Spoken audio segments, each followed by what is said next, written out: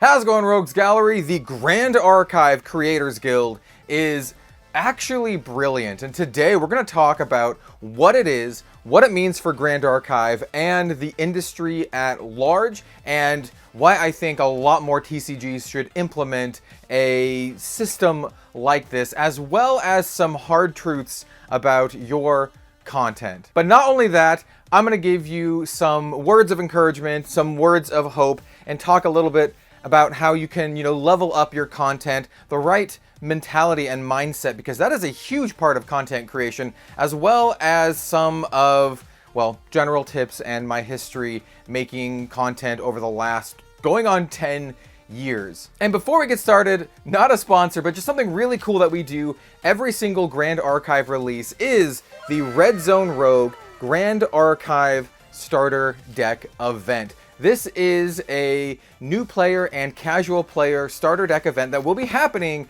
1 week from when this video goes live. You do need to bring your own Distorted Reflections starter deck, unmodified, and we have participation pricing only. I don't care how many times you win, how many times you lose, every single person will walk away with a Distorted Reflections event pack and a super, super cute custom Red Zone Rogue and Lucky Yuki Alice Spirit. It will be foiled. It will have spot foiling. We want to make it look as nice as possible.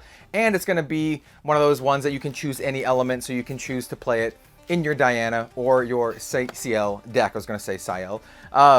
We also have, on top of all of that, we have a raffle at the end, so you can win even more prizes, which includes more event packs, as well as some playmats from my own personal collection, such as the 2025 World's Exclusive playmat and the Dachau playmat. This was one of my spoiler cards, so giving away the playmat I think would be excellent. As well as anything you'd like, any one item you'd like from the Red Zone Rogue merch store, which includes upcoming playmats, pre-orders, sleeves, our super cute enamel pin, lots of stuff. So we're going to have a ton of raffles. We have prizes for everyone. It's just a really fun event. These have been big hits every time we have hosted one, which has been since the start of Grand Archive. So I hope you can join. We still have a good number of spots available, probably because I haven't been promoting it enough. But yep, we have that happening on August 2nd. Details in the description down below on redzonerogue.com, where you can sign up. This is a webcam event, and once again, you need to supply your own deck.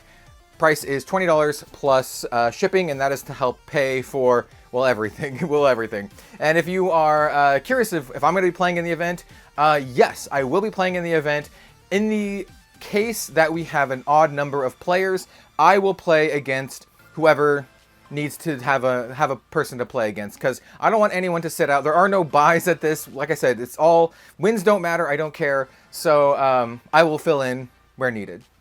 Yeah, all right, let's start talking about the creator program. So the Grand Archive Creators Guild is a new program that they're implementing to reward content creators and other figures in the community who add a lot to Grand Archive in significant and repeated, meaningful ways. I have seen some other companies do similar things to this. I think Flesh and Blood is rolling out one where they just give you money. There's also like the official creator program for Wizards of the Coast and Magic the Gathering. But what sets the Grand Archive Creator Program apart is, anyone can apply to join. There's a set of criteria. We'll talk about that. But also it's a repeatable thing that you get every single season. So it just helps you just do your content and create more and more like meaningful Grand Archive content, make decks. We're actually gonna get my phone here. I do have my my show notes on my phone, but I'm actually gonna also pull up the Creators Guild. We'll talk about exactly all of the metrics before giving my opinions of it, and we'll talk about your content and all that kind of stuff, and give some tips on how to improve and up your game. Now, I'm not going to go over literally all of the requirements, because there's just an absolute page. I'll link the article down below if you want to read through it verbatim, but I do want to note a couple like key things, right?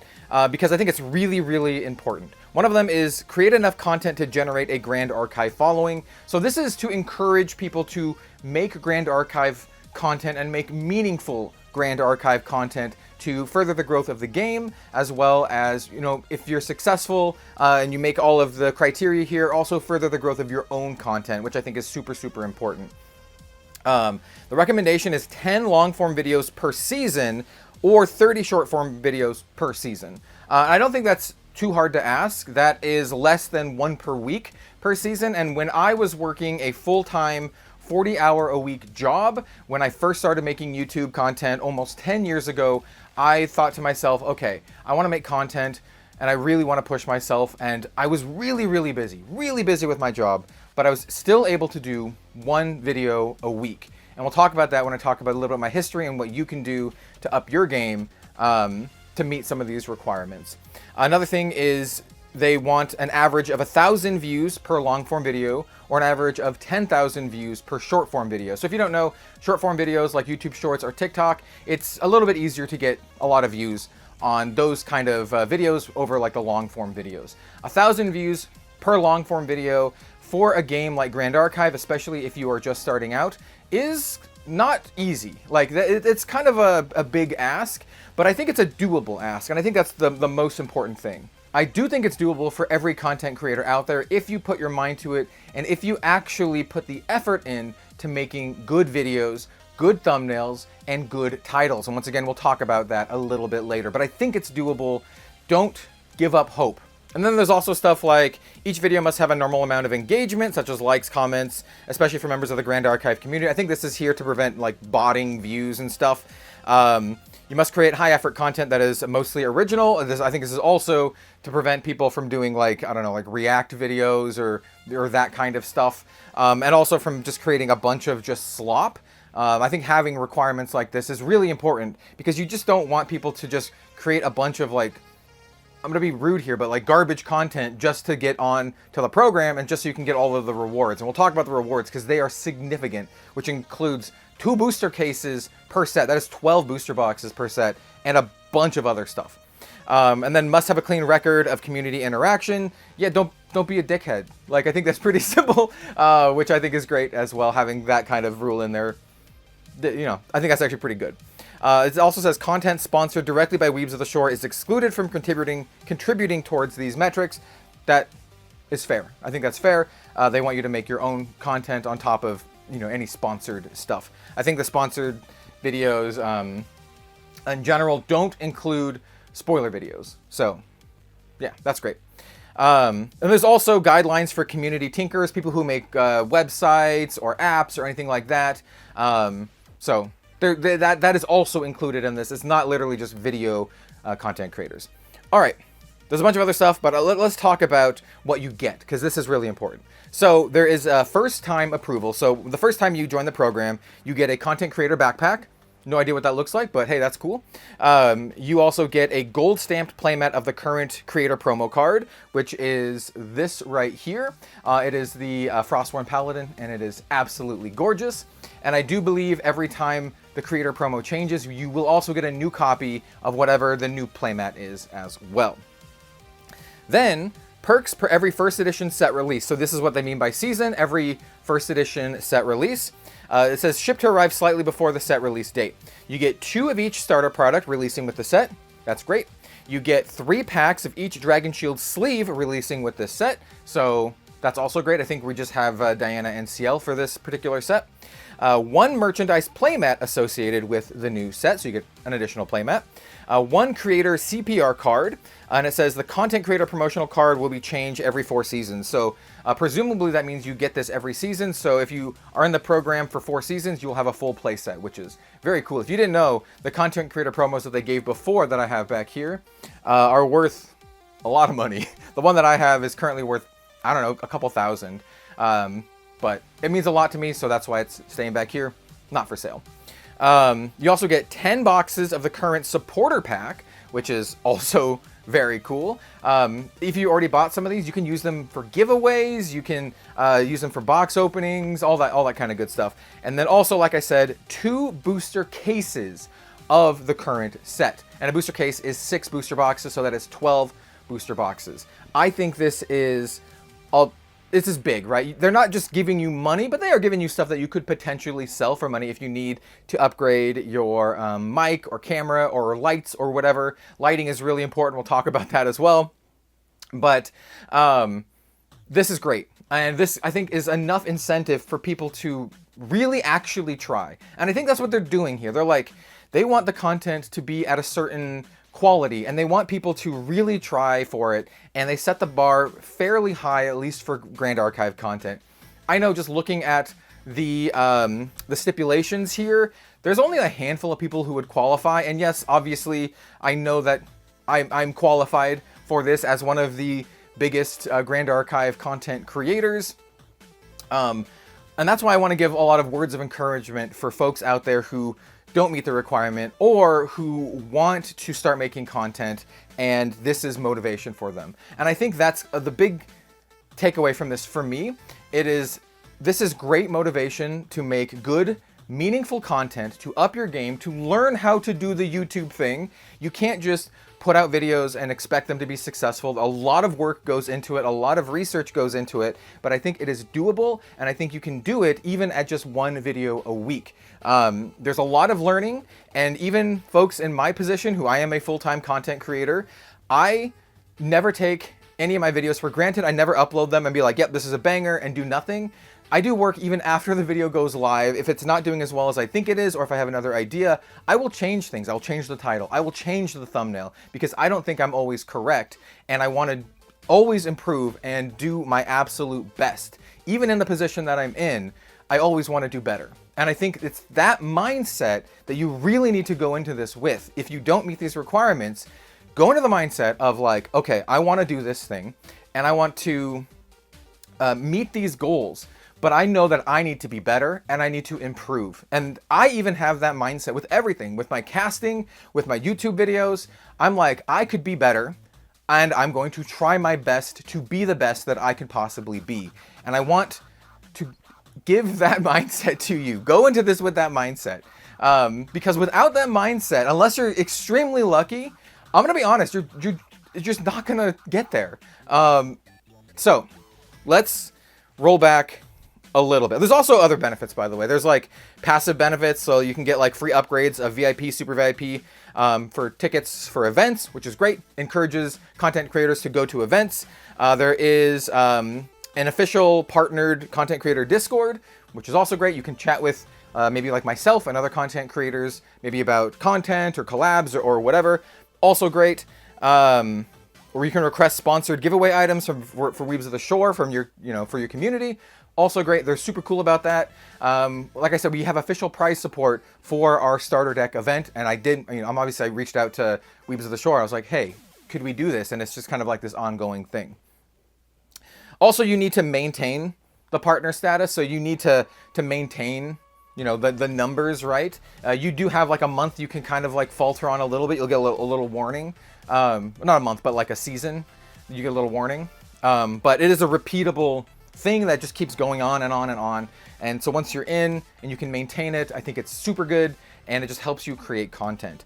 All right, so before we start really diving into the hard truths about your content, essentially, I do want to talk a little bit about like my thoughts on like the impact and the that'll have on both like content creators as well as like the industry at large. So first of all, let's talk about content creators.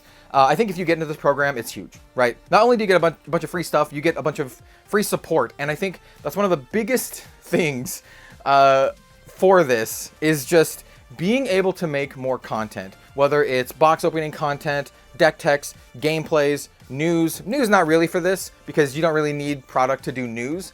But for the other things, just getting 2 booster cases is such a weight off for me and allows me to make a lot more Grand Archive content. For me personally, this will help tremendously because I literally just buy all of my product with my own money and try to make it back through the content that I do, or like selling cards, and it's not hard. I mean, it's not easy. It's very, very difficult. So for me, getting all this like content or getting all this product is going to make it so I can do content a lot more. And I think that's just the idea. It's super good.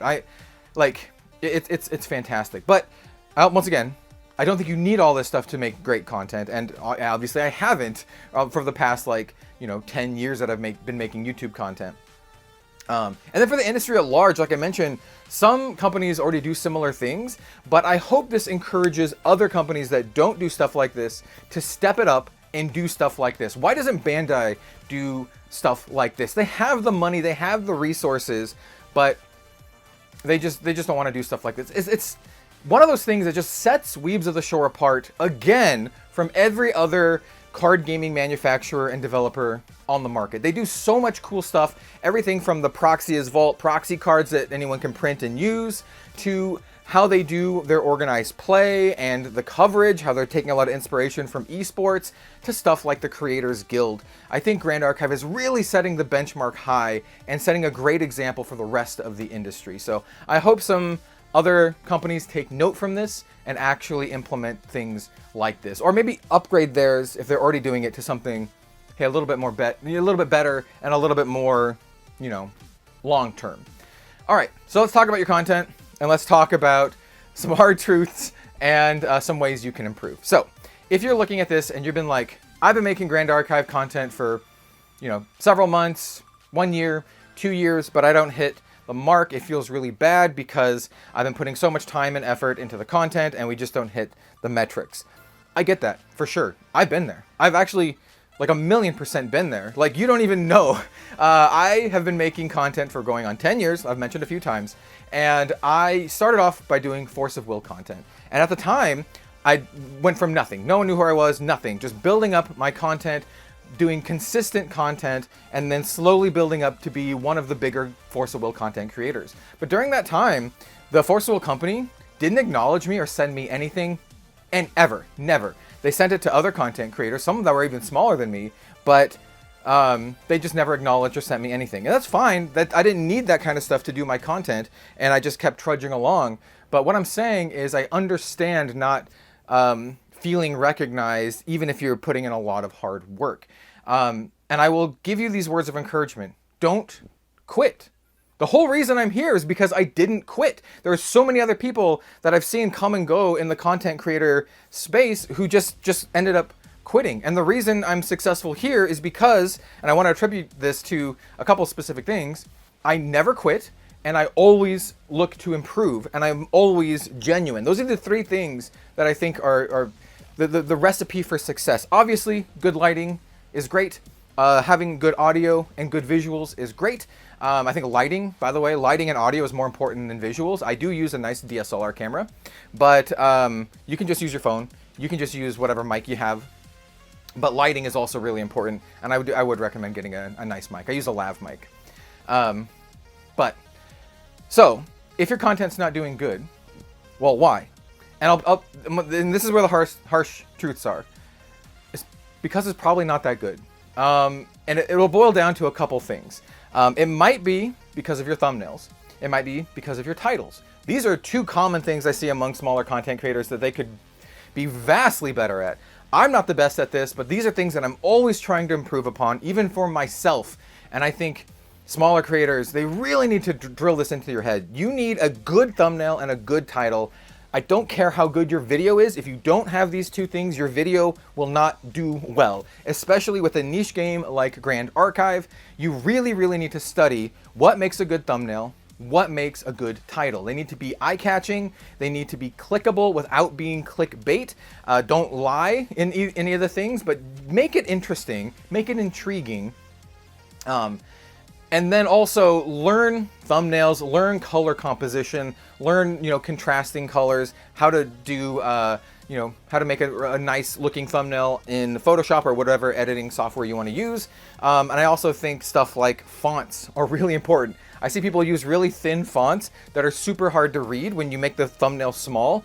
Don't do that. People are just gonna be like, that's garbage, skip over it, right? You need to have good, bold fonts that are readable, and the thumbnail needs to be legible, both from like a readability, but also just like, what the hell is going on in this thumbnail? When you make it small, because a lot of people will see the thumbnails really small. When you are looking at it from your own editing software, it's big, right? You're like, oh, I can read it. But no, it's gonna be like super freaking small when you're looking at it on YouTube or something like that. So here, let me pull up let me pull up my own YouTube channel here, right? Look, the thumbnails, it's going to be too bright for this. Hold on, we're going to fix this in real time. The thumbnails are all super, super small. Look how small these are. You need to have them be legible from being small. So that is a big thing. And you also need to work on the titles. That's really, really important. And once again, I want to hammer home, don't give up. Keep doing it. Your first couple of videos will probably be really bad. My first videos, maybe even more than my first videos, were really bad. You're watching this video right now. Go to my video section on YouTube and then sort by oldest, right? And you can see my first couple of videos. They're all Force of Will videos. And you can see the quality that I started with. I never showed my face. It was just my hands opening booster box products of Force of Will. But once again, I never quit. I always wanted to learn more and do better. And I'm genuine. I think those, once again, those are the key things to success. So I want to give more encouragement to folks out there. If you feel down about this, don't give up and keep at it. Now, there's a lot more that goes into it as well, including coming up with good topics, sometimes like timely topics. You can really get into the weeds with the content creation and really try to play the YouTube game. I like to just make content that I know that I would personally like to watch. And I try to make content that I feel that no one else is doing sometimes. So like currently, every now and then I'll like to do some Grand Archive news videos. This is kind of one of them because, hey, that just doesn't exist in the space right now. And I know if I was a Grand Archive player, I'd kind of want to keep up with the news. Maybe I don't read all the articles. Maybe I don't keep up with all their social media. So having someone to do the news would be great. Or maybe if you can make some really nice, polished lore videos or something like that. You got to make them fun. I will say, lore videos in general for card games don't do very well on YouTube. They just don't. Even the Magic the Gathering ones, you have to be like amazing at presenting and everything. Like not everyone can be like, Ristic Studies or whatever, right? So take all this with a grain of salt, but learn what works with YouTube. Learn what works with content creation in the TCG space with YouTube. And then kind of go from there. I will say once again, like lore videos would be cool. I think it'll be really, really hard to get there with the lore videos unless you're amazing and you're passionate and you know exactly what you want to do. I don't think I would do very well with the lore videos. And the last thing that I want to say before we end the video, because it's getting really, really hot in here. It is a very hot day and I can't have the AC running when I'm recording because it's too loud. But I just want to say that work on getting better lighting and getting better audio. That's it. And the lighting is actually really, really cheap. You can get like a $20 to $100 lighting kit from like Amazon or whatever else. I use a 3-point lighting system with an overhead, so it's essentially like a 4-point lighting system. That's another thing you could research and learn lighting techniques. 3-point lighting, 4-point lighting. I come from a film background. I have a degree in cinema, so this is stuff that I kind of already knew, so I had a little bit of a boost in terms of like setting up and making a shot look good. Even though I'm just doing a talking head kind of thing right here. But yeah, I have like a light here and then 2 lights here, soft light. We have fill lights and then we have the overhead. So even with my glasses, it's not like a crazy big glare, but also it fills up everything, right? So learn lighting, get some good lighting. Lighting is really cheap and just one of the best ways you can up your game. Getting a good mic, also pretty good. Like I said, I use a lav mic. There's a lot of different options you can use. I use a Deity brand lav mic. It is just a corded lav mic that goes to my camera. But there's a lot of different options for that. If you're doing a PC, I don't really know a lot about PC mic setups, but there's a lot of research out there. There's a lot of YouTube tutorials. Just go look up like, podcast mic setup or PC streamer mic setup, something like that. One of those things will get you a good talking head or content creation setup. And then the final thing is just a camera, but phones are great these days. I have a pretty nice phone. I have a Galaxy S25 or 26. It's a new one. And it looks amazing. It actually looks fantastic. And I think if you even have a phone made in the last like 5 years, it probably looks really, really nice. So you can use your phone. You can get a tripod with a little phone mount thing, and that would be perfect, I think, for YouTube and Grand Archive. So yeah, I hope this was helpful to some folks. I think the creator program, the Creators Guild, is a brilliant idea. I really hope it encourages more content creators to, well, first of all, exist. I hope it encourages people to start making content, but I also hope it encourages people who are already making content to elevate their content game, to learn YouTube, like to learn how to make good thumbnails, to learn how to make good titles, to learn how to make just like catchy videos in general. You don't have to be a crazy good editor for all of this stuff, right? I don't do a ton of editing for my videos because I think it's distracting, but some people really like that kind of stuff and some people will do that kind of stuff. I like to present a more cinema verite kind of style where it's like, hey, it's just me chatting with you and being honestly very genuine, which is also why I don't really script most of my videos either. But I hope it encourages people to do this, right? To get into content or to upgrade what they're doing for content. I want to see more good content for Grand Archive and the other games that I create, and I think this is very good incentive to do so. So, yeah. I don't know what else to say. Get out there, make some content, learn how to do some YouTube stuff. Don't be shy about being genuine. I think being genuine and like, don't feel like you're gonna be cringe or whatever. Just be yourself, be genuine. I think it's way, way, way, way better to be kind of silly than to be boring. It's just I think it's like not even close. If I watch a piece of content and it's just boring, I might just click off. Even if what they're saying is good, but if they're saying it in a really boring and uninteresting way, I could spend my time doing something else. But if they're like fun, witty, silly, interesting, even if what they're saying doesn't matter all that much or is like whatever, like not the most insightful thing, I'll probably still watch it. Some of my favorite streamers, they are not like you know, the best at the games that they play, but they are entertaining, and that is also very important. That is a little bit harder to learn, to be entertaining, and I'm not even sure that I'm at the level that I would prefer to be at, but that will also take a lot of work and it will take a lot of time. But anyway, we're gonna end it here. Go out there, make some content. If you are a TCG publisher, hey, maybe think about implementing this into your trading card game. I think it is brilliant. Maybe it'll encourage your content creators to step up their game and level up. And I really hope it does that for Grand Archive. I love this game. Literally one of my favorite games of all time at this point. Everyone knows I have a collab card with this. I've done shoutcasting for both of the World Championships. I adore Grand Archive. I just want it to succeed and do better. And I think this is on the track to doing that as well. So great job, Grand Archive team. Don't forget about our starter deck event. We do have that coming up on August 2nd. All the things are on the floor. We have the playmat that we're going to be raffling, the world's playmat, and the Dachau feet playmat. So anyway, thanks so much for watching, everyone. I really appreciate you. I really appreciate your time. I'll see you next time for some more Grand Archive content. We got a lot of DTR stuff coming up, hopefully some gameplay, all that good stuff.